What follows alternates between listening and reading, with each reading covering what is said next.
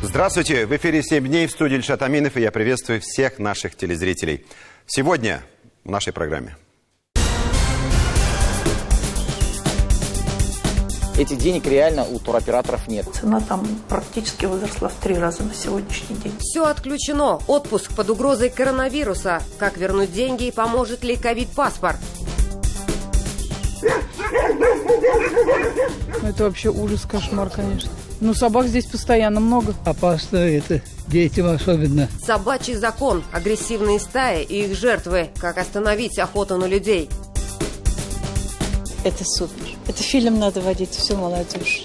Там очень подробно показаны те вещи, которые мы никогда не сможем восстановить. Девитаев. От блеска красной дорожки до проблем сохранения исторической памяти о герое. Не хотелось бы в празднике говорить о грустном, о болезнях, но придется. Дело в том, что буквально на этой неделе на улице ко мне подошла женщина и, буквально взяв за грудки, спросила: «Вы все агитируете, а вы сами прививку от ковида сделали?» Докладываю. Первую сделал 2 недели назад, вторая 6 мая. С сожалением вынужден констатировать, что значительная часть населения до сих пор, несмотря на все угрозы болезни, с предубеждением относится к прививке. Это хорошо видно по статистике. Ну вот посмотрите, Израиль, почти 60% населения привито. Из них 90% людей старшего поколения. Великобритания, США, почти 50%. Германия, четверть населения. А Россия всего 4,8%. На уровне беднейших развивающихся стран. Это позор, конечно. И это при том, что мы первыми зарегистрировали вакцину. У нас их несколько. Многие до сих пор не осознали. Другого варианта перебороть инфекцию нет. Многие думают: я переболел, мне уже ничего не страшно. Опасный миф. Очнитесь и послушайте. Эпидемиологи дают неутешительные прогнозы. У некоторых переболевших ковидом через полгода антител практически не остается. Вакцинация – единственное спасение от чумы 21 века. А мы все рассуждаем: хочу, не хочу, могу, не могу. Вот что по этому поводу говорит уже известный на всю страну доктор Мясников. Много раз говорил, иммунитет не называется коллективным. Это мы по-русски его перевели. Он стадный иммунитет. Он в оригинале стадный. Мы стадо, человеческое стадо перед вирусами. И у нас за каждой могилой не целая вселенная, как Гейне сказал, а мы просто обычная корова, которая болеет, и которую надо привить, чтобы другая корова не болела, раз, и чтобы стадо можно было выгуливать там, где ему положено. Вот и все, вот и во все ваши свободы. Сегодня, перед лицом, когда мы просто кусок мяса перед вирусом, мы должны все свободы оставить и сделать так, чтобы, во-первых, мы перестали умирать, а мы знаем, что падеж прекратится только если 70% стада привито. Привить пожилых людей, посмотрите, группа пожилых во многих странах уже привита там на 50%, при том, что общая вакцинация может быть не сильная. Но мне что обидно? Они мучаются без вакцин. У них нет, у нас уже 3 вакцины, 4. И мы находимся на одних из низких показателей, при том, что это зависит лично от нас, от населения. Грубо, но верно. Пока мы не выработаем стадный иммунитет, болезнь будет проходить волнами и накрывать нас ковидным штормом. Простите, но у нас в любом стаде найдется дурная корова, которая знает про прививки больше любого доктора эпидемиологии и активно противодействует вакцинации. В России с огромной скоростью распространяется другой, не менее смертоносный, психологический вирус. Вирус невежества и панических слухов о коварных вакцинах, которые созданы, чтобы превратить людей в послушное стадо. Уже анекдоты есть на эту тему. Такой, например, объявление по радио: уважаемые граждане, те, кто провакцинировался, просьба подойти поближе к вышкам 5G, чтобы перезагрузить ваши чипы. В этом анекдоте собраны все идиотские страхи. И про вышки нового поколения, и про вакцину. Не смешно. Посмотрите, что происходит в Индии. Полный коллапс здравоохранения. Нехватка кислорода, незатухающие костры для кремации трупов. А тем не менее, показатели смертности у них ниже, чем у нас в разгар эпидемии. И это надо признать. Плюс в Индии более заразная мутация вируса, и она распространяется по миру. Доктор Мясников считает, что 3-я волна накроет нас в мае-июне. Давайте послушаем. Волна идет, мы видим. Волна прокатилась там, она идет не одновременно по миру. Наша очередь в мае. Май-июнь наша очередь. Наша очередь. И сейчас полыхнет. И как полыхнет. А вдруг пойдет по индийскому сценарию, когда 300 тысяч в день может. И что? И кому мы будем потом объяснять, что мы права человека соблюдали? В конце этой недели начали приходить первые сигналы о подъеме заболеваний ковидом в Москве. И длинные майские каникулы наверняка связаны с желанием разорвать новую волну коронавируса. И что в результате? У нас огромное количество антиковидников. Да что там простые граждане, немало врачей, которые открыто выступают против вакцинации. Ей-богу, мы страна, которая скатывается в средневековье. Выражаясь терминологией доктора Мясникова, невежественное стадо с гиперзвуковыми ракетами. И я не могу не согласиться сегодня. Открыто выступать против вакцинации от ковида – это непредумышленное убийство. Особенно это касается врачей. Это не просто враг, если это, на самом деле это предумышленное убийство. Любой человек, который вот так нахально агитирует против вакцинирования, он убивает людей, потому что кто-то послушал и умер. Это не только ковид, это другие вакцины. Хватит уже играть с ковидом, хватит прятать голову в песок. Права и свободы каждого человека заканчиваются там, где начинаются права других членов общества. Но есть же израильский опыт. Там посещение любых массовых мероприятий, крупных супермаркетов, передвижение на самолетах, поездах, общественном транспорте, посещение концертов, государственных учреждений запрещены без ковидных паспортов. Их ввели еще в январе. Результаты вы знаете. 60% населения провакцинировано, 90% пожилых защищены от болезней. В Израиле ковида уже практически нет. Его уже нет и в Англии. У нас Минздрав и некоторые регионы тоже хотели ввести ковидные паспорта. Поднялся такой шум, нарушение прав и свобод. Нельзя. Ай-яй-яй. А разве можно обрекать людей на мучение и смерть? Давайте уже определяться. Я за то, чтобы непривитые граждане не имели права посещать любые общественные места, передвигаться на транспорте, близко подходить к местам массового скопления людей. По-другому, уговорами, подарками нас, увы, не заставишь. Передовые мировые нации уже сделали выбор в пользу вакцинации. Мы поставляем нашу вакцину уже в десятки стран, а сами ведем себя хуже неандертальцев. Если не изменим себя, свое сознание, отношение к медицине и науке, то нам суждено будет обречь себя на вымирание на обочине мировой истории. Десятки стран просят Россию заключить контракты на поставку наших вакцин. Это была чуть ли не главная тема встреч на полях Евразийского межправительственного совета. Напомним, столица Татарстана на 3 дня стала центром крупнейшего международного события. В рамках встреч делегации с премьер-министром России Михаилом Мишустиным первая просьба – дайте-продайте вакцину. Премьер-министр Таджикистана Кахир Расулзода сообщил, что в марте в стране началась массовая вакцинация, и для нее пока используется препарат британско-индийского производства. Население Таджикистана больше доверяет именно российским вакцинам. В феврале этого года я направил вам официальное обращение с просьбой рассмотреть возможность выделения Таджикистану определенной партии российских вакцин. Премьер-министр Кыргызстана благодарит Россию за поставки вакцины. Узбекистан просит расширить контракт по «Спутник Ви». 1 миллиона доз республике мало. И даже предлагает рассмотреть вопрос об открытии производства российской вакцины в Узбекистане. И пока мы не признаем, что без вакцинации жить нельзя на свете, нет, так и будем считать, который год живем без моря. Пока второй. Еще один курортный сезон в режиме «все отключено».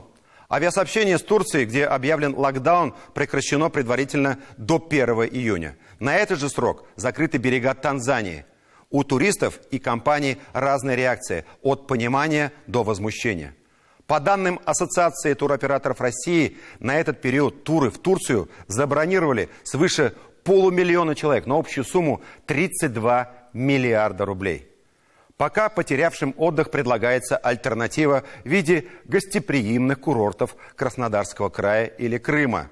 Гостеприимных здесь следует воспринимать как иронию. Как только поступило сообщение о закрытии границ Турции, в течение получаса туры по российским курортам выросли в цене в 3 раза. Возврат денег же совсем не предвидится и отложен на неопределенное время. Насколько затянется это определенное время, определить с точностью до дня просто невозможно. Ведь деньги, которые турфирмы должны вернуть клиентам, уже перечислены отелям, авиакомпаниям в качестве оплаты за проживание и перелеты. Тем временем границы открыла Греция. Свои двери готов распахнуть и Египет. Условия въезда все те же. Отрицательный результат ПЦР-теста, сделанный не позднее, чем за 72 часа до вылета. А вот решает ли что-то сертификат о пройденной вакцинации и смогут ли татарстанцы попасть на море без ковид-паспорта, расскажет Диляра Юсупова.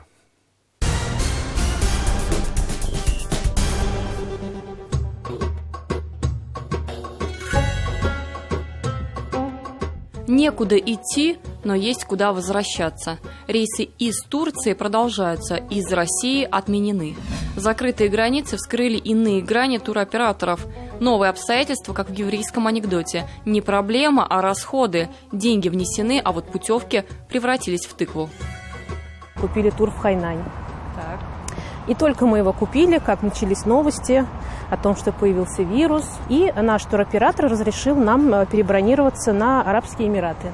Именно в тот день, когда мы должны были вылетать, как сейчас помню, это было 27 марта, Россия закрыла границы полностью. Прошлогодняя история в этом году стартовала заново, причем при старых обстоятельствах, но с новыми последствиями. Сначала тур вместе с деньгами завис в воздухе, потом от него и вовсе остался только воздух. И вот уже наступает март, наши билеты уже аннулированы, отель, в который мы должны лететь, уже с этим туроператором не работает. То есть куда нас переносить, непонятно, деньги висят где-то в воздухе. Туроператор сказал, что да, лететь можно, но с доплатой в 238 тысяч. Юле повезло, в дело вмешался Ростуризм. Ей предложили альтернативу в виде тогда еще открытых турецких берегов. На самом деле альтернатива так себе. Турция, конечно, не Дубай, однако, когда все напрасно, на все согласна. Мы были согласны на все, что угодно, лишь бы только наши деньги не пропали окончательно. Такая забота властей о здоровье туристов в Турции обернулась головной болью не только для некоторых, а для полумиллиона россиян. Закрыв эти направления, все будто бы позабыли об одной мелочи – дать добро на возврат денег. Оно и понятно, больше половины операторов уже перечислили отелям и авиакомпаниям. Просто на сегодняшний момент этих денег реально у туроператоров нет. Они оплачены в отеле, рейсы проплачены. Здесь есть определенная юридическая тонкость, но здесь все зависит уже от лояльности, в данном случае, самого туриста. Хочет ли он дальше продолжать судиться или там, пытаться забрать эти деньги, соответственно, нужно, не нужно. Говорить, сколько миллиардов российские туристы подарили принимающей стране, пока рано. Правда, давки из разъяренных туристов у дверей турагентств не наблюдается. Виллы были в прошлом году, в этом скорее недоумение. Неужели снова? Туристы отнеслись очень лояльно к этому. Практически никто не пишет претензий. Бархатные сезоны в Сочи, то есть в Имеретинской бухте, то цена там практически возросла в 3 раза на сегодняшний день. Все прекрасно знают, что у нас сервис не такой, как в Турции, и не нужно ожидать что-то такого сверхъестественного, чтобы было. Агентство говорит в 2-3 раза, на самом деле в 4. Варианты без доплат будут очень на любителя. 100 тысяч рублей – примерный турецкий бюджет на троих. На майские праздники на эти деньги в Крыму удастся заехать в отель с условными 2 звездами. Не забываем, что крымский сервис – это совсем не то же самое, что все включено. Несмотря на курортный сезон, а конец апреля – это все-таки начало курортного сезона, Казанский аэропорт заметно опустел. Пустует и стойка регистрации на международные рейсы. И это не потому, что на данный момент нет вылетов. Если посмотреть на табло, можно увидеть, что там почти нет вылетов на международные направления. Ожидаем рейс из Дубая, почти 190 человек на борту. Эти люди успели купить путевки задолго до, но уже тогда с турами в Эмираты был один существенный минус – дорого. Мы забронировали за неделю, но мне мой туроператор сказала, да, что у нас подороже теперь в этом году. Как вот мы ездили в Дубай, что в этом году Дубай стал таким более дорогим направлением, видимо, из-за того, что одно из немногих. Там довольно-таки спокойная обстановка. Спокойно, все соблюдают меры безопасности, все в масках, все дистанцируются друг от друга. Этим людям предстоит пройти еще одну ступень – тест на ПЦР. И вот тут им снова повезло, они проходят один тест. С 1 мая по прилету в Россию их будет 2. Первый тест в течение первых 3 календарных дней и второй тест до 5-го дня пребывания. То есть получается в течение 5 дней дважды с интервалом в 1 день. Один тест не позволяет своевременно выявить заболевших, либо лиц, находящихся в стадии инкубации, либо бессимптомных. Поэтому ввели второй тест. Не забываем, при вылете не позднее, чем за 72 часа необходимо пройти тестирование на ковид. Еще один тест уже на заграничной земле. Плюс теперь еще 2 теста дома. Что получается? 2 теста до, 2 после. И вот, когда вы прошли круговорот мазков, перелетов, заполненных анкет и очередей, ура, вы свободны. От обязательств и от денег, конечно. Все тесты за ваш счет. По Кубе очень выраженная история была. И это была такой неприятная история. То есть люди, которые отсюда все вылетели с отрицательным тестом, прилетев туда, там половина рейса показала положительный. И всех в эти отели эвакуационные, которые, где содержались, соответственно, ну, вот подозрительные на коронавирус и в ужасном состоянии, соответственно, очень большое количество жалоб. Удивительно, но от расходов на тесты могла бы спасти вакцина, если вы ее делали. Но нет, сертификат о прививке в плане туризма ничего не дает, по крайней мере пока. Поэтому отказываться от сертификата не стоит. Обратите внимание, сертификат – это не справка, выданная в поликлинике, это официальный документ, переведенный на английский язык. Выдача электронного паспорта вакцинации, который приходит после второй прививки на портал государственных услуг Российской Федерации. Чтобы сведения о вакцинации пришли на портал госуслуг, учетная запись на портале должна быть подтверждена в установленном порядке. То есть это нужно зарегистрироваться, создать эту запись, далее с паспортными данными прийти либо в МФЦ, либо в пенсионный фонд и подтвердить свою учетную запись. Важно понимать, подтвердить свою учетную запись в МФЦ желательно до прививки. Если вы сделали это после, сертификат вас не найдет. А вот тур, если очень хочется, найти можно. Свои границы уже открыла Греция, условия поездки все те же. Вопрос открытия египетских курортов почти решен, но сроки возобновления российских рейсов в Хургаду и Шарм-эль-Шейх пока не озвучены. Диляра Юсупова, Андрей Ключников, Андрей Мохов, 7 дней. Вся республика взбудоражена очередным нападением бродячих собак. В поселке Осиново Зеленодольского района агрессивные дворняги напали на 10-летнего мальчика. Сейчас ребенок в реанимации, в стабильно тяжелом состоянии. И это далеко не первый случай нападения бездомных животных на людей. Не так давно в больницу после агрессии стаи собак попал житель Высокогорского района. Подобное было в Агрыцком и Чистопольском районах. В соседней Башкирии собаки насмерть загрызли 4-летнего малыша. Это результаты нового закона, действующего с 1 января 2020 года. Закона об ответственности за безнадзорных животных.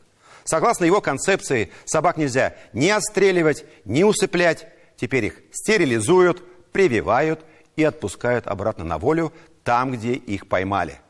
Закон пролоббировали зоозащитники, и на словах все выглядело очень здорово. Но, как оказалось, стерилизация так и не стала гарантией того, что собаки не соберутся в стаи и не нападут на людей. В итоге сотни агрессивных бродяг держат в страхе каждого из нас.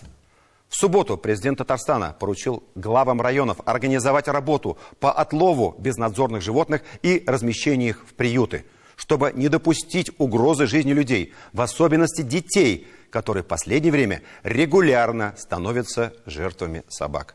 Для организации системной работы будут созданы межмуниципальные приюты. Представьте себе, только в этом году от безнадзорных животных в республике пострадали 1196 человек. Это статистика только тех, кто обратился в медицинские учреждения. Неужели нужны еще жертвы, чтобы внести срочные поправки в федеральный закон? И сколько для этого нужно времени? Пока же люди защищаются как могут. Вот кадры из Башкирии. Дети, загнанные собаками, успели забраться на дерево. И, посмотрев это видео, мы четко понимаем, действовать нужно немедленно. Это вообще ужас, кошмар, конечно. Ну, собак здесь постоянно много. Опасно это, детям особенно. Это сложно назвать случайным инцидентом. Поселок Осиново, как говорят сами его жители, давно задыхается от агрессии бродячих псов. Трагедия произошла во овраге. От гибели 10-летнего Олега Тимофеева спас сосед.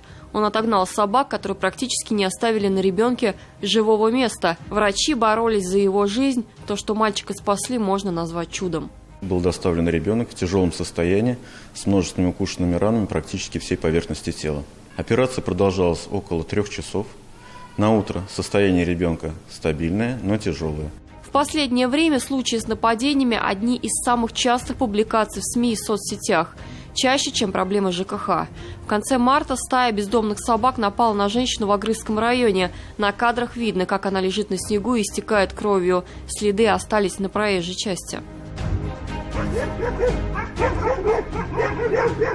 А это уже Башкирия. Стая бродячих псов загнала школьников на дерево. Не первый случай. В трагедии, где 4-летнего мальчика загрызли бродячие собаки, до сих пор разбираются следствия. В Татарстане прокуратура, между тем, тоже возбудила дело по факту нападения в Зеленодольском районе. По требованию надзорного ведомства следственные органы возбудили уголовное дело по части 1 статьи 293 Уголовного кодекса Российской Федерации «Халатность». Части 1 статьи 238 Уголовного кодекса Российской Федерации «Выполнение работ, не отвечающих требованиям безопасности».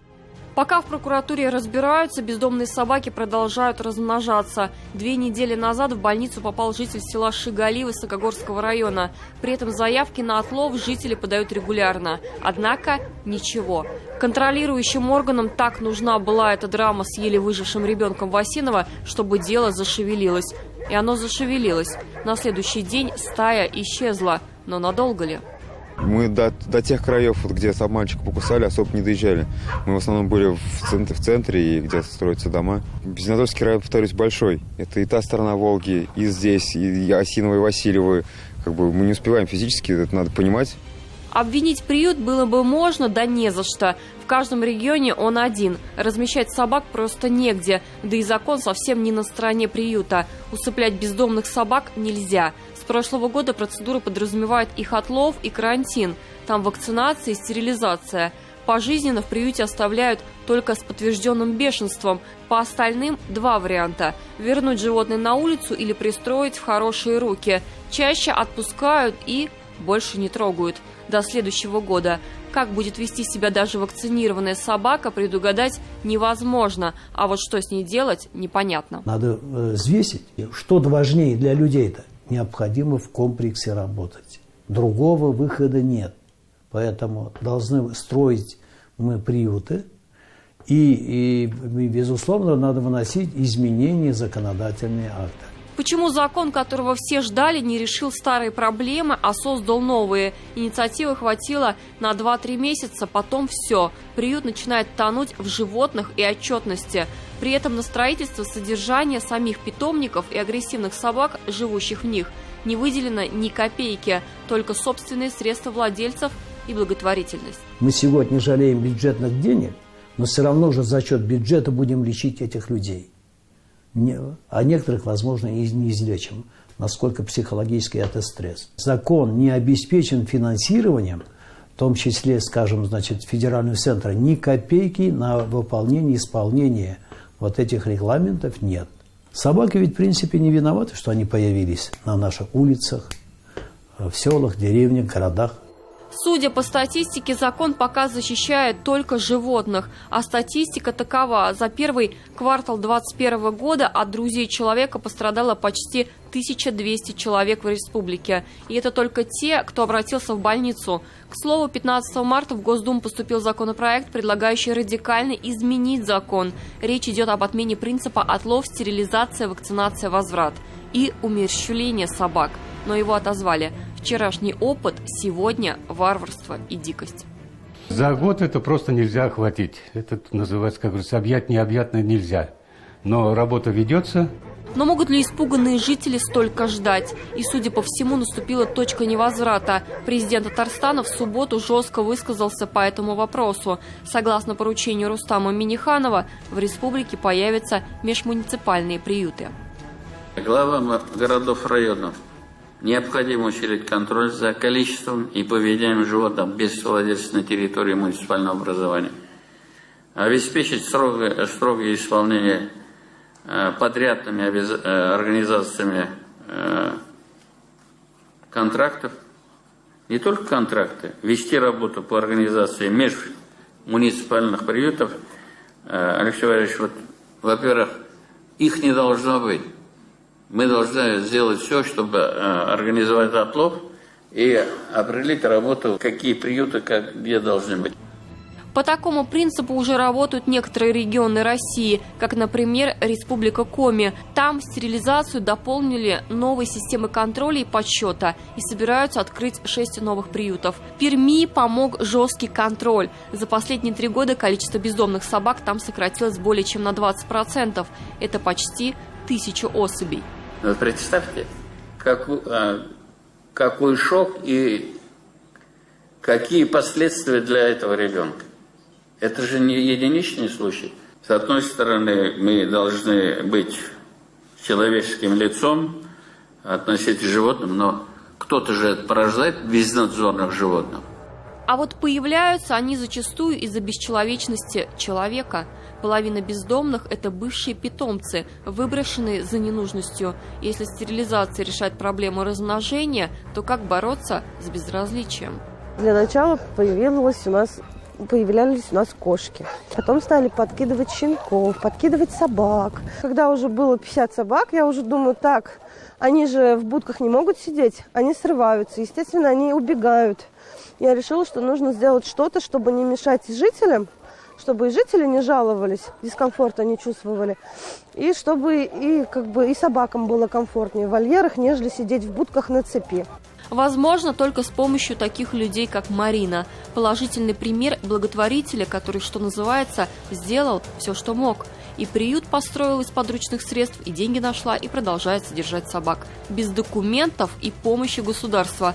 Возможно, теперь, после поручения президента, эти бесхозные приюты тоже станут кому-нибудь нужны, а главное, полезны в этом длинном конфликте между человеческой жизнью и гуманностью человека. Диляра Юсупова, 7 дней.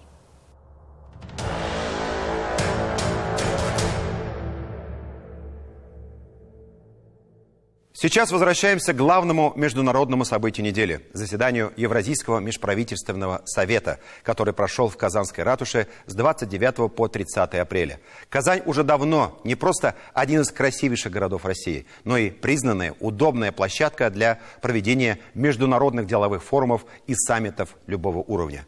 Один из главных вопросов сегодня, кроме ковида, конечно, развитие крупных инфраструктурных, в том числе транспортных проектов.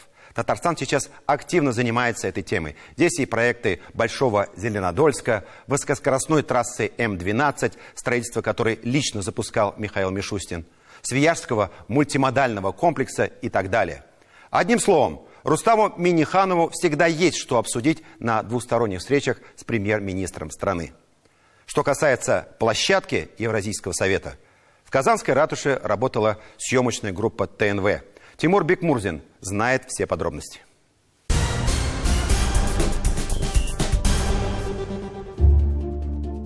Казань – одна из наиболее удобных и привлекательных международных площадок сегодня уже во всем мире и тем более на всем постсоветском пространстве. Для участников Евразийского межправительственного совета это уже свершившийся факт.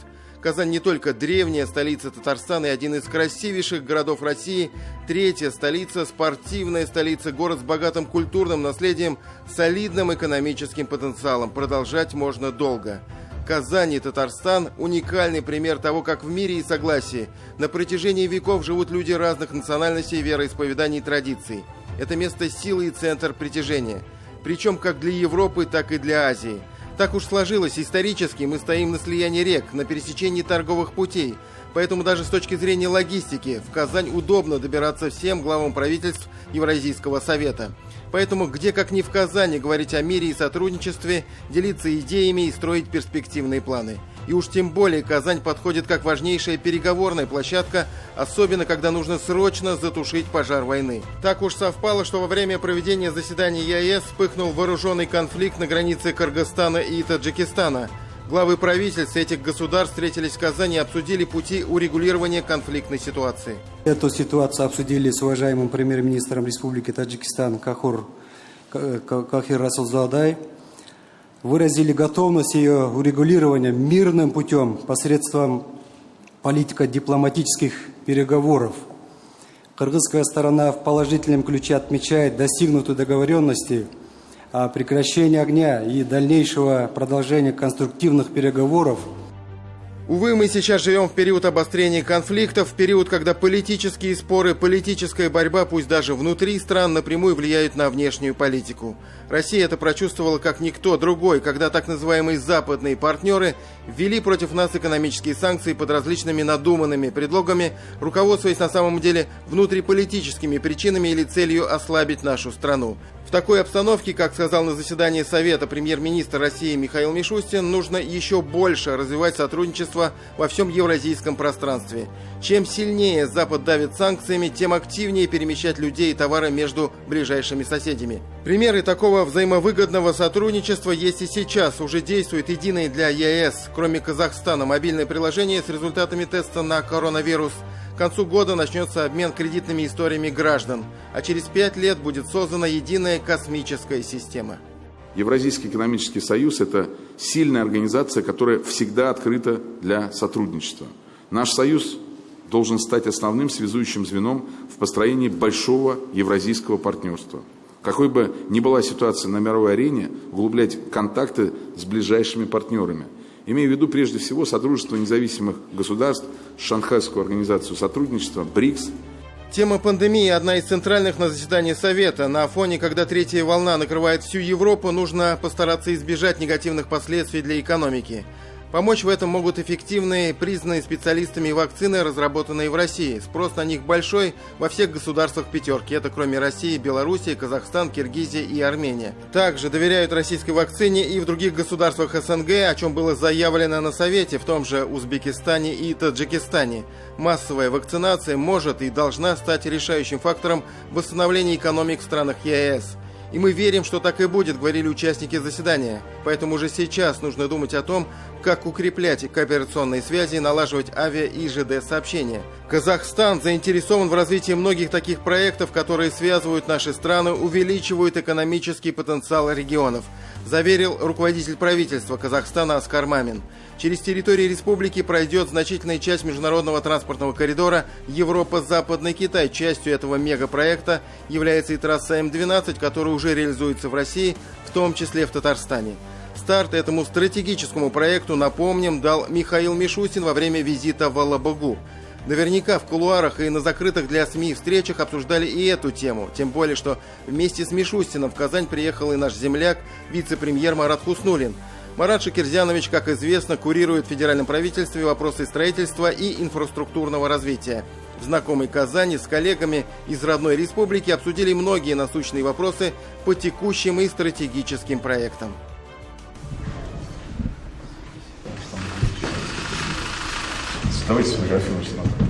Состоялась и личная встреча Михаила Мишустина и Рустама Минниханова. Президент Татарстана доложил об эпидемиологической ситуации в республике. Она, в принципе, стабильная, но нужно активнее работать над увеличением числа вакцинируемых жителей, признал Минниханов. Что касается экономики, то здесь ситуация выправляется после пандемии. Восстанавливаются машиностроение и нефтехимия, в полном объеме выплачиваются социальные выплаты, реализуются масштабные инвестиционные проекты на Нижнекамск нефтехимии, в Алабуге и Иннополисе. После заседания в Казанской ратуше его участники могли подробнее познакомиться с экономическим потенциалом Татарстана. Для них была организована экскурсия в Международный выставочный центр «Казань-Экспо». Гости воочию увидели новые лимузины «Аурус», которые производятся на особой зоне Алабуга. Познакомились с премиальной версией вертолета «Ансат», грузовиками и электробусами от КАМАЗа и другой продукцией. Гости остались довольны, ведь они провели насыщенные несколько дней в Казани, тем более столица Татарстана снова порадовала гостеприимством и высоким уровнем проведения международного события. Традиционное русское, татарское гостеприимство и высокий уровень организации нашего мероприятия. Тимур Бекмурзин, 7 дней.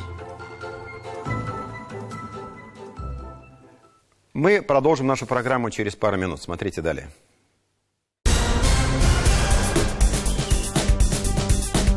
Это супер.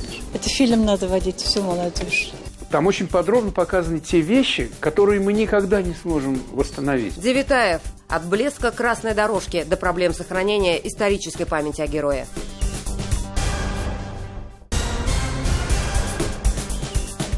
Рустам Минниханов провел заседание наблюдательного совета особой экономической зоны «Иннополис». Сейчас здесь работает 107 резидентов, реализуется 76 стартапов. 26 апреля утвердили проекты 11 компаний с инвестициями более 3 миллиардов рублей. Будут созданы 400 рабочих мест.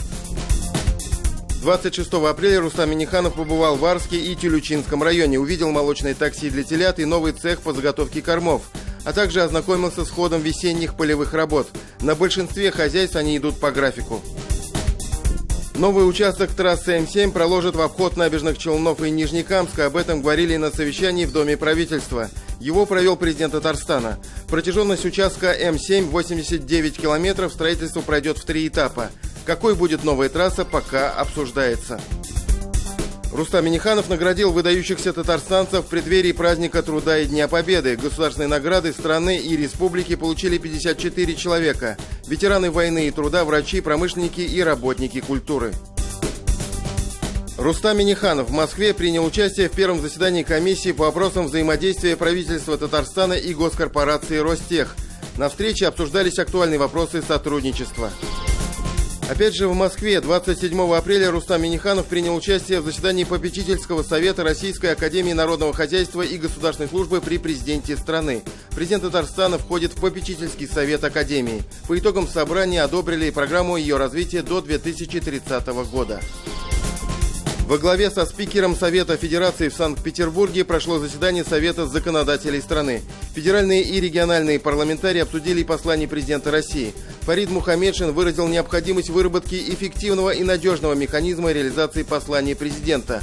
Координирующая роль в этом отводится правительству страны.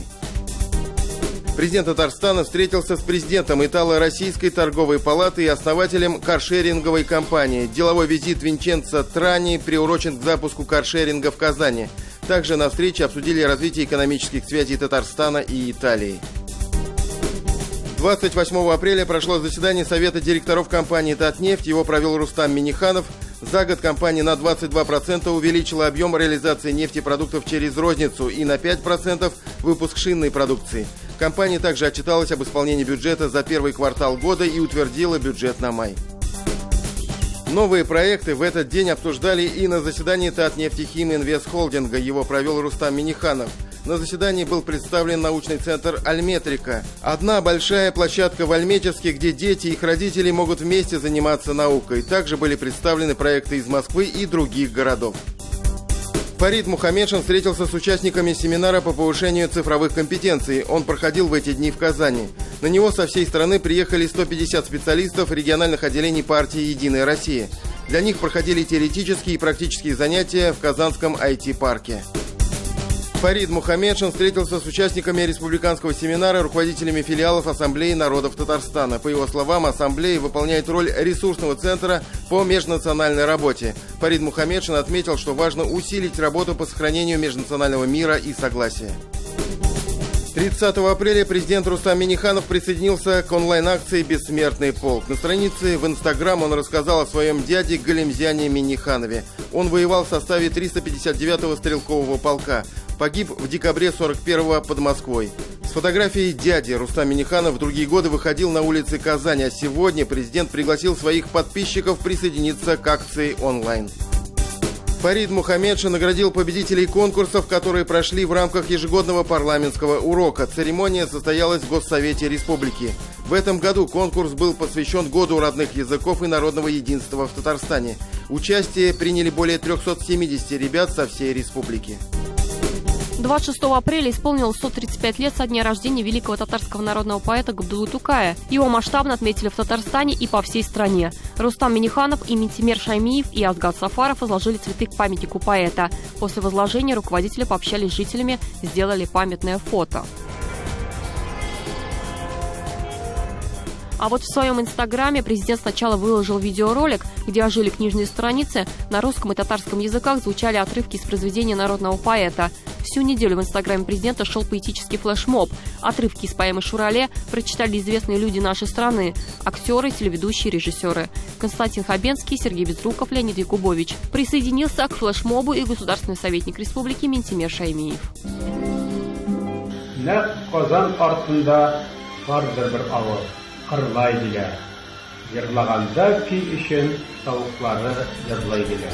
Масштабные торжества прошли в Варском районе, где прошло детство Габдуллы Тукая. В селе Новый Кырлай Рустам Минниханов встретился с представителями татарской творческой интеллигенции. Обсуждали новые проекты в продвижении национальной культуры и сохранении памяти о великом сыне татарского народа. Затем здесь состоялся поэтический митинг. Увидеть его могли все зрители телеканала «Новый век» в прямой трансляции. Традиционно поэтический митинг прошел и в Казани. В день юбилея здесь были почитатели со всей страны. Кульминацией дня стала церемония вручения государственной премии имени Габдуллы Тукая. Награду, которая вручается уже в 63-й раз, лауреаты получили из рук президента.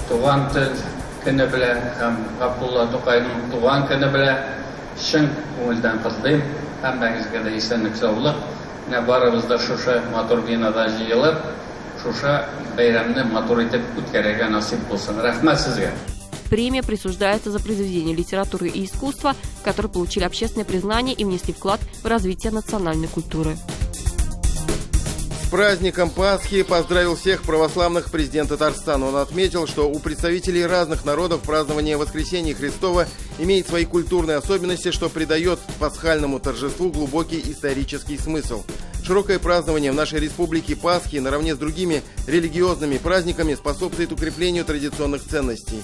Как подчеркнул Рустам Минниханов, государственной и общественной заботой в Татарстане окружены христианские, мусульманские, иудейские и иные религиозные объединения.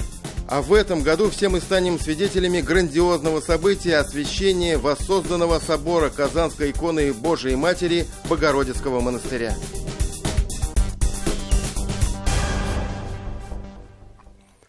Мы продолжаем программу «7 дней». Неделя остается до самого главного праздника страны – 9 мая. Вполне логично, что именно за неделю до во всероссийский прокат вышел долгожданный фильм-блокбастер о подвиге Михаила Петровича Девятаева, нашего знаменитого земляка.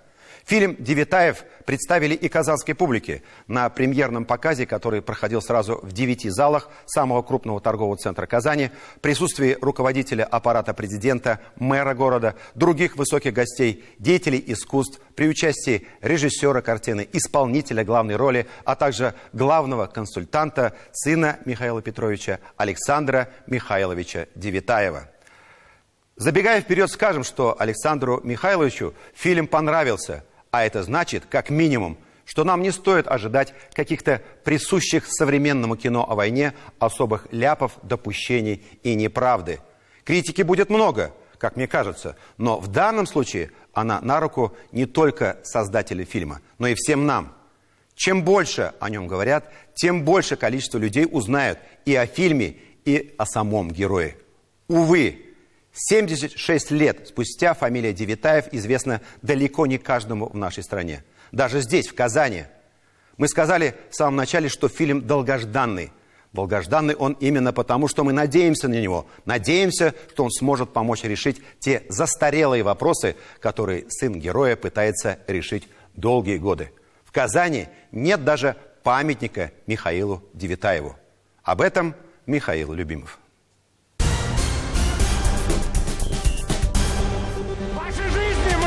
Принадлежат великому рейху. Имя! Михаил Девятаев. Летчик.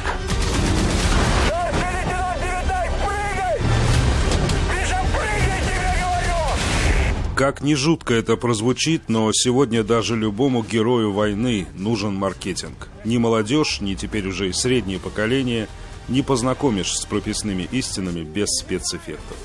Фильм «Девятаев» создан именно так. Многие даже ничего не разглядят в нем, кроме современных рычагов успеха. Но этот фильм создавался все же с любовью. Мы видели это своими глазами еще в марте 2020-го. Видели на съемках фильма, проходивших на аэродроме Сиверский в часе езды от Петербурга. Старайтесь, чтобы на точке быстрее уже Никита входил. Ну, в общем-то, собираться чуть быстрее. И начали экшен! Никаких зеленых экранов, никакой графики. Техника собиралась именно вручную, по чертежам. Каждый актер понимал, что участвует он не в боевике, а в драме. О характерах, о прощении, о величии человека. Потом он уже пошел, я его начинаю, может быть, даже раньше оттаскивать. Может, какой-то текст будет добавить здесь, ну, точный. Для меня, конечно, большая удача Я дико благодарен, что меня утвердили на эту роль. Это основано на реальных событиях, и мы постарались очень все приблизить к тому, как это было. В грудь мне! Мне кажется, здесь очень не хотелось бы превращать это в какой-то боевик, в такую историю как раз зрелищную. Она должна быть такой, но мне кажется, актерам важно здесь рассказать про людей, про их судьбы, про их надежды, разочарования, отчаяния, про их.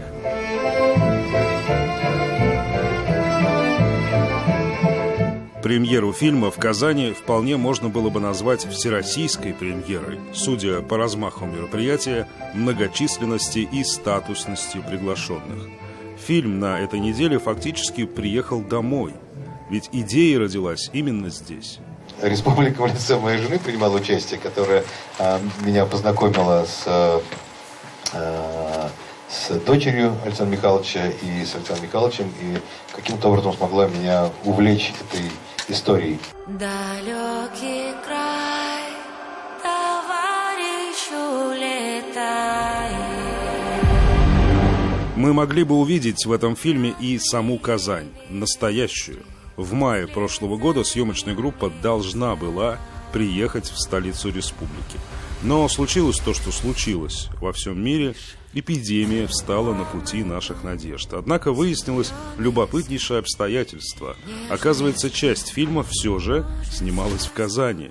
И эти съемки даже войдут в историю. В принципе, мы его, можно сказать, снимали в Казани. И знаете почему? Съемки происходили в Петербурге, но я находился в Казани. Была пандемия, я сидел в своем кабинете СНТ «Залив» в Кировском районе и через интернет управлял съемочным процессом в Петербурге. Это было практически месяц происходило. Об этом написана статья в «Гардиан». Ничего не придумано. Я папу знала 25 лет. Это супер. Это фильм надо водить всю молодежь. Я первый раз, когда смотрел, я вообще просто сидел и на мониторе у Бекмамбетова рабочий вариант, но только вот просто такой вот. Он говорит, фильм Девитаев? Я говорю, да, Девитаев. Все, то есть нет вопросов. Главное, наверное, в том, что фильм нравится вот этому человеку. Александр Михайлович Девитаев, сын Михаила Петровича. Еще в 19 году на этапе обсуждения идеи создания фильма стал и его душой, и главным консультантом, и главным же критиком. И могу сказать, что доволен. Вот я не нашел ничего, к чему придраться. Там очень подробно показаны те вещи, которые мы никогда не сможем восстановить. Как готовился побег. Прям детально. Понимаете? Там тоже придуманные есть вещи с бомбой и так далее. Но тоже правильно, потому что подвели, но зато подробнейшим образом показывали, как готовиться. А это очень было сложно.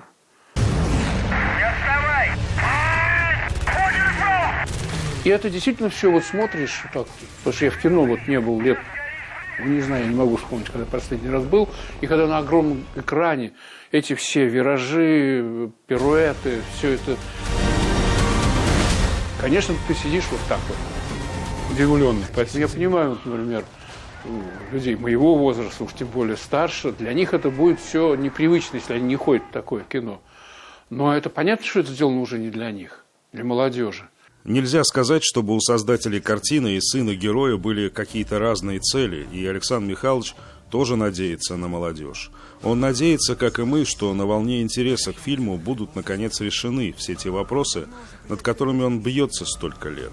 Совершенно необъясним тот факт, что в Казани нет памятника герою.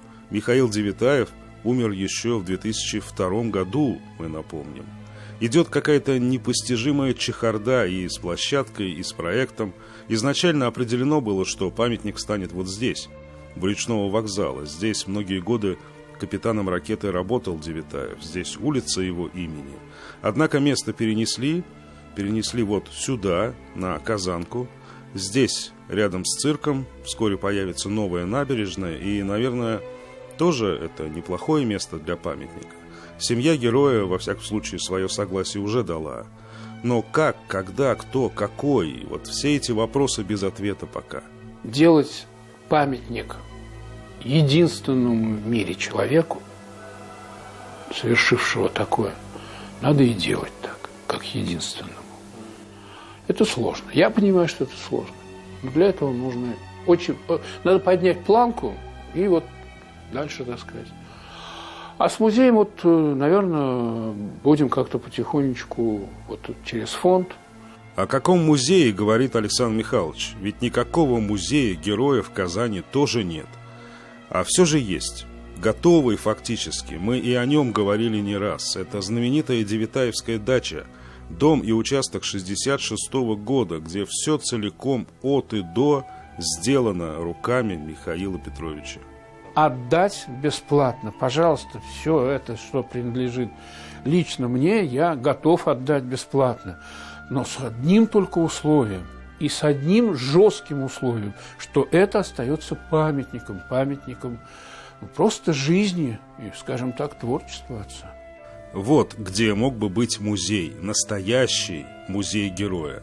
Этой идее много лет, но сейчас она уже почти близка к воплощению. Насколько нам известно, создатели фильма также разделяют эту идею, и это может принести плоды. К тому же в этом году создан, наконец, фонд памяти Михаила Девятаева, в который придут какие-то деньги от проката фильма. Это прекрасная новость. И вот тут-то Александр Михайлович снова рассчитывает именно на молодежь. И даже вот появилась мысль, как тут думали, как вообще назвать музей. Дача Девятаева. Ведь так вот проплывали все на лодках и называли. А дальше уже Дом друзей. У меня есть мысль, вот фонд для чего создан? Для того, чтобы мы могли, используя некие, так сказать, и официальные, формальные иногда возможности, побольше залезть в архивы, вытащить информацию. А для этого нужны хорошие ребята с хорошей головой, с хорошими руками. Поэтому давайте пожмем руку создателям этого фильма. Пожмем ее, конечно, и Александру Михайловичу, который все эти годы демонстрировал нам поистине наследственное терпение и стойкость. Если для актеров, режиссеров и маркетологов эта история, возможно, пришла к какому-то логическому завершению, то для него и для нас с вами, надеемся, это только начало. «Ехай, ехай, иначе не взлетишь», как говорил Михаил Петрович. Вот когда отдаст все долги этому человеку, вот тогда любимый город может спать спокойно. Михаил Любимов, Роман Безменов и Андрей Ключников. 7 дней.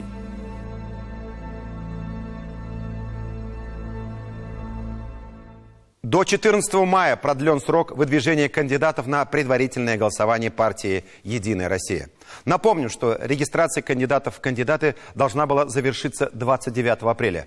Однако интерес к этой процедуре оказался повышенным.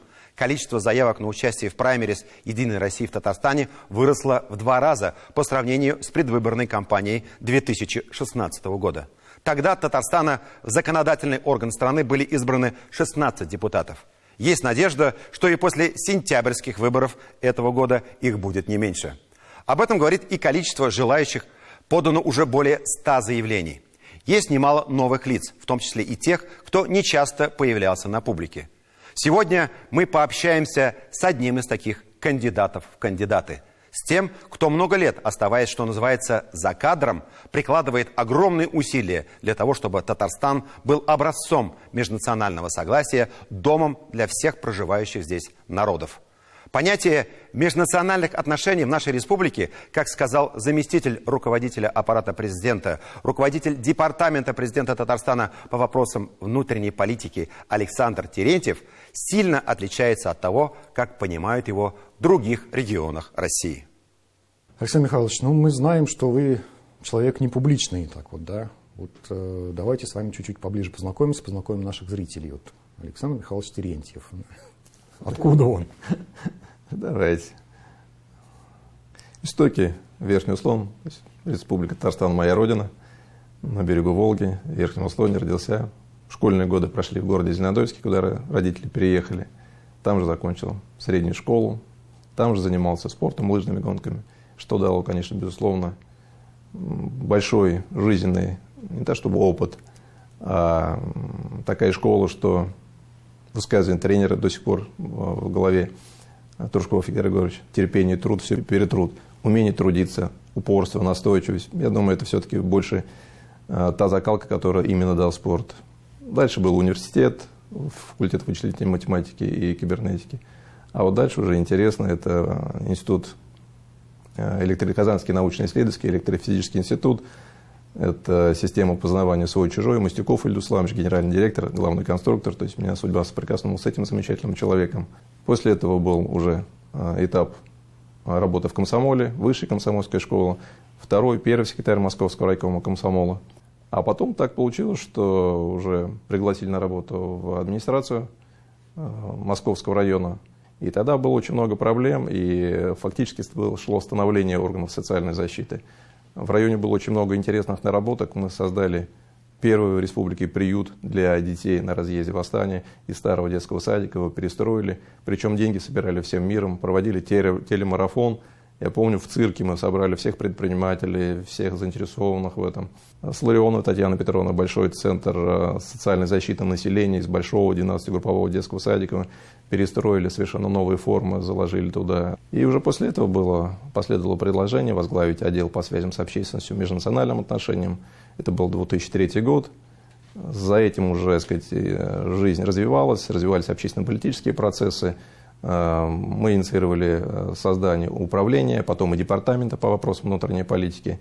После этого похожие структуры уже были во многих регионах, создавались. То же самое Дом дружбы, это как крупнейший ресурсный центр. Федеральный только что создается, так сказать, большие делегации к нам приезжали, изучали опыт. То есть здесь вот мы и в создании департамента, и в создании этой ассамблеи тоже как пример для всех. Ассамблея, да, потому что это начало 90-х годов, если не ошибаюсь, 90-й год, когда был первый съезд народов Татарстана, было принято решение о создании ассоциации национальных культурных автономий и выделении, так сказать, помещений, обращений было. У нас огромный проект реализуется, то, что Ментимир Шарипович, если с фондом Возрождения, когда он взялся за Свияжск, за Булгар, это серьезно, так сказать, усилило работу, связанную с возрождением духовности, укреплением вот тех традиционных ценностей, которые присущи были, так сказать, нашему народу. Это и в православии, это и в исламе. Ислам 1100-летие на будущий год отмечается, огромнейшая программа, федеральный план, мы участвуем в подготовке федерального плана, республиканского. 21 июля с участием патриарха, если ситуация позволит, он принял приглашение Рустама Нургалеевича, и пройдет церемония освящения храма Казанской иконы Божьей Матери. Первая синагога в Российской Федерации была передана, так сказать, иудеям в Казани. Межнациональные, межконфессиональные отношения или добрые отношения, они как воздух. Когда он есть, его не замечаешь, им просто наслаждаешься, дышишь. Когда возникает проблема, вот тогда, сказать, появляются, сказать, некие, сказать, вопросы: а что, откуда, почему. Ну, были ведь все-таки попытки, да, вот рассорить вот этот мир, расшатать, да, и покушения, и, к сожалению, даже и трагические события на руководство духовного управления мусульман, и поджоги церквей. Преступники не имеют национальности, преступники не имеют какой-то религиозной принадлежности. Поэтому с этих позиций нужно подходить. Ну, а то, что касается межконфессионального мира и согласия, это наше конкурентное преимущество. Это условия нашего успешного развития Республики Татарстан. Наверное, поэтому безусловно, хотели ударить. Да, и безусловно, сказать, это линия, сказать, на наше разобщение. То есть Россию можно развалить только, сказать, изнутри. Россия сильная страна, сильная держава, сказать, и пробы, они как раз идут именно по этой линии. Особенно у нас в республике, наверное, потому что у нас тоже такая особенность, что примерно, наверное, пополам. Да? Есть вот такие моноконфессиональные, там исламские регионы, есть христианские регионы. С коллегами, когда обсуждаем вопросы, допустим, межнациональных отношений, обычно, сказать, в шутку говорю, нельзя одно и то же называть в Российской Федерации межнациональными отношениями. Потому что в Татарстане, да, сказать, паритетный, сказать, ислам, православие, другие конфессии, сказать, достаточно активно, сказать, работают, да. Народов по Волжье много проживает. Взять, допустим, Рязань, сказать, там за 95% русские, 5% мигранты, но там состояние межнациональных отношений не очень хорошее показывается. И вот это состояние межнациональных отношений, это отношение к мигрантам фактически. Россия большая страна. Нам важно, сказать, выстраивать ровные отношения внутри республики. Много иностранцев, приезжающих сюда, вот когда общались с президентом, да, и с первым президентом. Хиллари Клинтон та же самая высказывалась по этому поводу, посещая. Просто они просто, если даже мягко сказать, это сильно удивляются, да, что у нас тут вот мечеть и церковь там на расстоянии 100 метров в одной стене, да, внутри Кремля. Вот действительно. Ну, причем это все решения же, ну, давайте так вот просто маленькие примеры, да. Я вспомню пример, когда Ментимир Шарипович открывал большую мечеть в Альметьевске. То есть я о подходах. В Альметьевске, и на открытии он тогда Шафкату Фаградовичу Тахудинову сказал: Шафкат, замечательная мечеть, ну, наверное, храм не хуже будет в Альметьевске. То есть вот это маленькие штришки, сказать, там, большой политики. Александр Михайлович, ну вот вы участвуете в процедуре праймерис, то есть что означает, что вы планируете в дальнейшем баллотироваться депутатом Госдумы. То есть понятно, что вы планируете выиграть эти выборы. Уже есть какие-то планы, вот, какой тематикой, чем заниматься в федеральном парламенте? Моя главная задача, чтобы в тех направлениях, которые я курирую, вопросы эти, так сказать, на уровне президента Республики Татарстан звучали, так сказать, находили оценку и поддержку со стороны населения, оценку там федерального центра, потому что конституционные права и свободы – это крайне важная категория, так сказать, и здесь вот, так сказать, проколов быть не должно. Поэтому работа не публичная, а в праймерис помогает и позволит больше пообщаться с людьми, почувствовать обратную связь, высказать свои мысли, поделиться. Будем надеяться, что представительство нашей республики в федеральном парламенте еще сильнее станет. Ну, во всяком случае, так сказать, не меньше это, наверное, потому что Татарстан один из лидеров, и здесь идет голосование за республику, за ее представительство на федеральном уровне, за то, чтобы уважаемые, так сказать, и авторитетные люди, так сказать, вошли в состав парламента Российского Государственной Думы и, безусловно, так сказать, на федеральном уровне оставили те интересы, связанные с развитием республики, созданием условий для лучшей жизни наших граждан. То есть здесь мы рекомендуем рассматривать эту партию не как какое-то там облачное хранилище, да, а вот смотреть на конкретных людей. Ну, конечно, конечно. Здесь вопрос в здравом смысле, прагматизме, и что нужно республике для развития, что для этого делают те люди, которые, так сказать, идут на выборы, да. Пожелаем вам победы на предстоящих и праймерис, и выборах, чтобы наша республика и дальше процветала. Спасибо, но я прежде всего это проецирую на победу и высокий результат республики. Спасибо. Спасибо. Сегодня православные всего мира отмечают главный христианский праздник – Воскресение Господне. Праздников праздник, так верующие именуют этот день. Наш телеканал вел прямую трансляцию праздничного богослужения. В нашей стране, по данным социологов, Пасху отмечают более 80% граждан. И даже если не идут на службу в храмы, то готовят дома куличи, ходят друг к другу в гости, обмениваются пасхальными подарками. Для нашей республики, где бок о бок живут люди разных национальностей, разного вероисповедания, принятие и доброе отношение к традициям соседей по нашему общему дому – это давно уже норма. Повод поздравить друг друга и пожелать добра, будь то христианский или мусульманский праздник. Татьяна Тимошенко отправилась в Аксубайский район, на гербе которого отражено единение 3 народов, проживающих на этой территории, и где хранят пасхальные традиции, о которых почти забыли в больших городах. Уж вы голуби, уж вы белые. Это русская народная молитвенная песня, настоящая пасхальная, в дни, когда каждое слово и мысль особенно весомы. Хранители традиций особенно тщательно подходят к выбору, что можно петь, а что нельзя. В деревне, где живут всего 250 человек, к празднику праздников готовятся все. В каждом доме Нижней Баланды, русской деревни с татарским названием, которая могла бы называться Калинкино, пекут куличи по рецептам, которым лет уж 100. Когда дома испечешь, и в избе пахнет куличами, и паской. И вот уж все, чтобы было, сквозняка не было, в избе, чтобы тепло было. За 2 дня Зоя Евгеньевна вместе с внучкой приготовит около 30 куличей. В воскресенье и все последующие дни двери для гостей должны быть открыты уже после ночной пасхальной службы. С самого раннего утра, часов с 6, ждут прихода детей. Малыши обходят все дворы, и везде их ждут подарки. Во многих деревнях, если случается, что до кого-то не дошли, позабыли, то с сожалением и настоящей болью говорят еще очень долго. Пакетна бар, кел, Алина. Маттур, шабын бегілттін бек сүйрер. Ой, маттур, мен жүллесім арда бұштарына. Чуваши обязательно посадят ребенка на мягкую подушку, как птицу в гнездо, несущую солнечную весть. И здесь тоже накроют праздничный стол, где обязательно будет ева, то есть гнездо, колобок, каша и вода из родника, к которому сходились из всех окрестных много и разнонациональных деревень и сел. Главное украшение доверяют самым младшим членам семьи. Манкун, Пасху отмечают как главный праздник торжества жизни.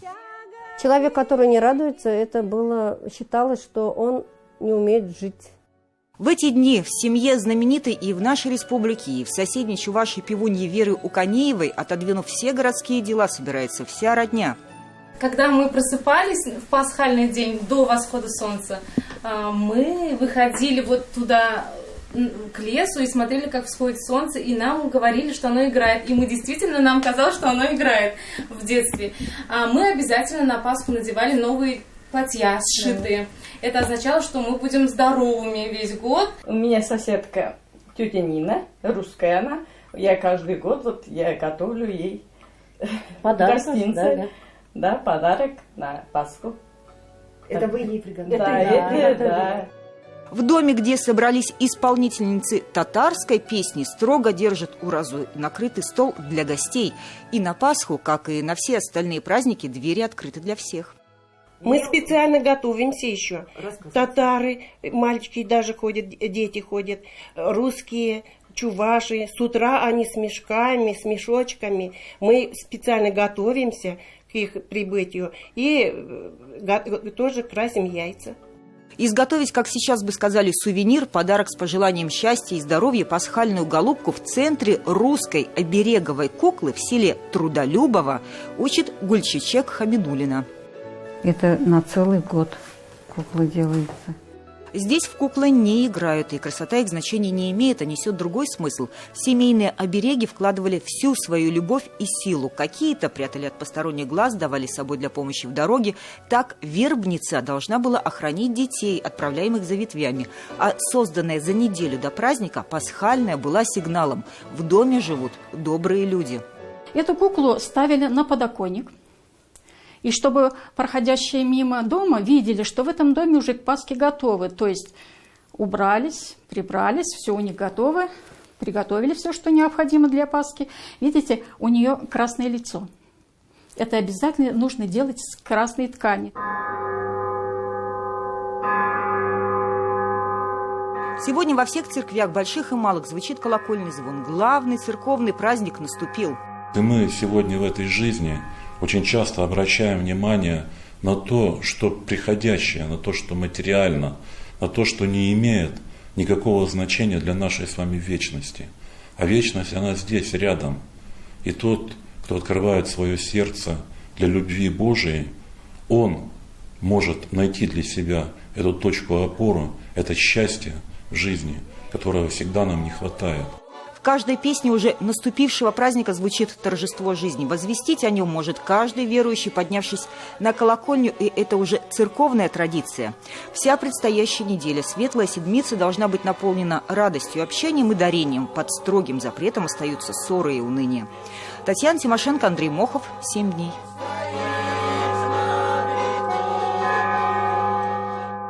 На этом у нас все. Всем наилучшие пожелания. Боргазгада и изготовляклер. Всех с 1 маем, всех православных с праздником. Встретимся через неделю. До свидания.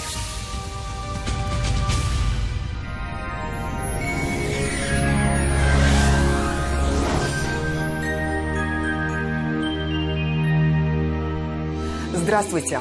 Вот и май на календаре. О погоде на его первую нерабочую неделю поговорим прямо сейчас. По данным сервиса Яндекс.Погода, на юго-востоке Татарстана самым теплым днем недели будет вторник. Воздух прогреется до 24 градусов, но пройдут дожди. В среду и в четверг осадки прекратятся, температура понизится до плюс 12. Поэтому продолжаем себя беречь и ни в коем случае не простужаемся. На выходных температура повысится до плюс 19. На северо-востоке Татарстана также вторник будет очень теплым, плюс 23. Но в четверг всего плюс 11. Пусть изменчивая погода не омрачит вашего настроения в эти праздники. Для жителей центральных районов республики следующая неделя также будет нестабильной. В понедельник и во вторник до плюс 19. В среду синоптики обещают всего плюс 10. Пройдут дожди.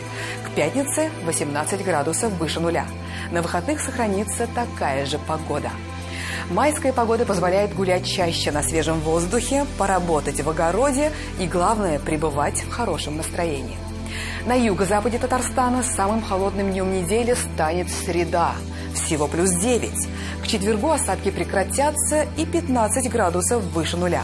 На выходных станет еще теплее. На северо-западе и в Казани в понедельник и во вторник плюс 15. Синоптики обещают дождь. В среду осадки прекратятся и прояснится. На выходных около 16 градусов выше нуля. Местами также с дождем. О погоде все. Весны в душе и ласкового мая. До свидания.